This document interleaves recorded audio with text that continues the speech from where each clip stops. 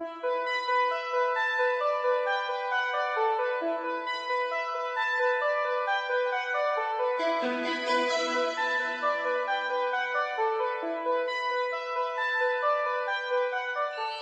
research in the United States today adheres to the three basic principles of respect for persons, beneficence, and justice.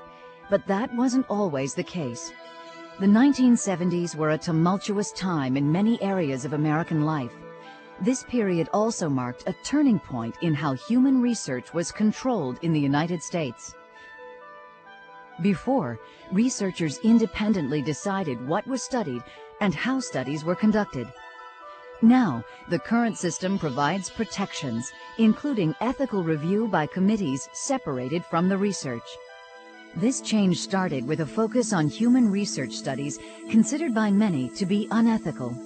The wartime Nazi experiments in Germany were viewed as an aberration, something that could never happen here in this country. But the revelation of the Tuskegee syphilis study and other studies posing ethical problems, including fetal research, awoke concern that indeed it could happen here. In response, a committee chaired by Senator Ted Kennedy organized hearings to examine ethical issues in research. As a result, Congress passed the National Research Act in 1974 and created the National Commission for the Protection of Human Subjects of Biomedical and Behavioral Research. The Commission produced multiple reports that addressed research involving prisoners, children, the mentally ill, and other vulnerable groups. The Belmont Report, which set forth the basic principles for human subject protection, is the single report known by name today. Let's listen now to some reflections by the very special group of people responsible for the creation of this report. You know, it hit all the things you like to have in experiences in life. It was intellectually exciting, it was socially great, and you felt as though you were doing something that was important for the world. And that's about the maximum you can get out of an experience. It was kind of like being a postdoctoral student in bioethics with the best and the brightest of the country serving as your dissertation committee. The commission was a great experience in collegiality. There really was a tremendous amount of loyalty going in both directions. The commission always sat with all of its staff at the table, and everyone spoke. And so it was, in a sense, a classless society. And although we came from different disciplines and different points of view, different perspectives on things, we never lost respect or really a deep fondness for each other. It was just wonderful. It was the most wonderful experience I think I've had professionally. I really felt that I was among professionals who took the task seriously. I learned so much there as a part of that commission. But I think that what I was pleased with was that we had public meetings where we heard from the public, but that also my voice was listened to just as strongly as those who were professionally equipped. It was an exciting time. It was a high-pressure time. The stakes were big here, and the commission responded beautifully based on the information that they got.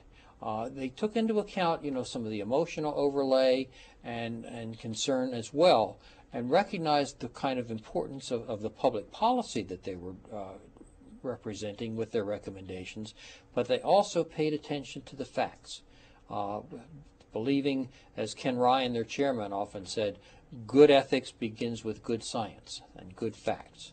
We were given 4 months in which to come to a conclusion on what has to be one of the most difficult topics ever.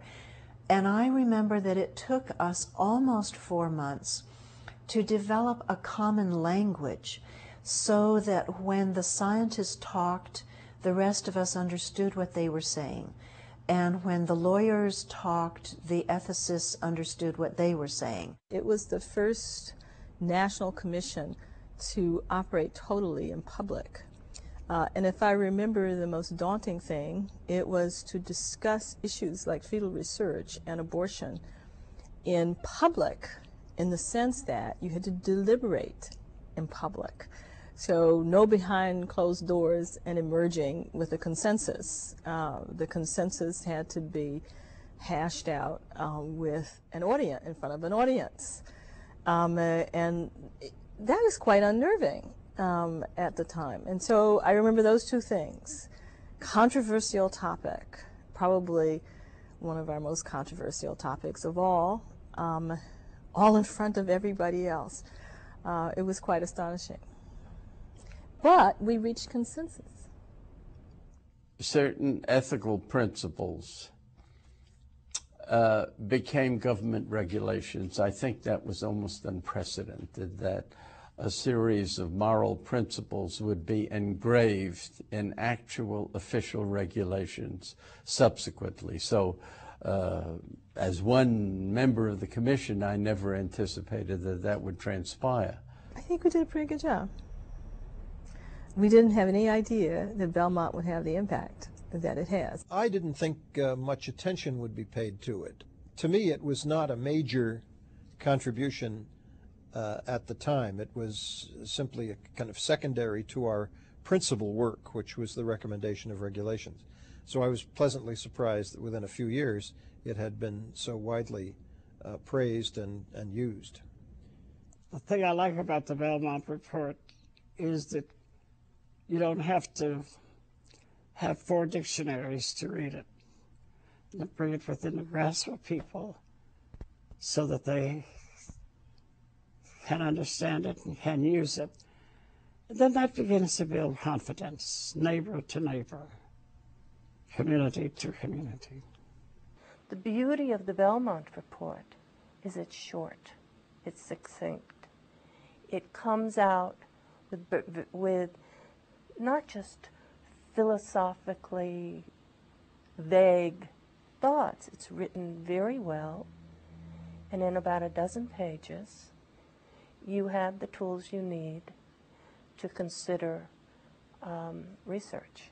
I think it opened the way for us to think very proactively about the kinds of things that should be done, how to approach ethical issues, and I think over time we see that most of the questions that the Commission dealt with have persisted.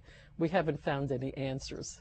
That as research changes, then I think the application of Belmont and the rethinking of ethics must be a constant process. So I don't think there is ever a point when you can say, now we have it all figured out. Belmont is not written as if it's rigid and to be applied, but rather it is to guide our thinking. And as long as that thinking is creative, imaginative, and concerned for the rights of others, then I do not fear for the research that is to come. We now recognize all those who came together to perform the tasks of the National Commission, and we thank them for their help in guiding our decisions far into the future.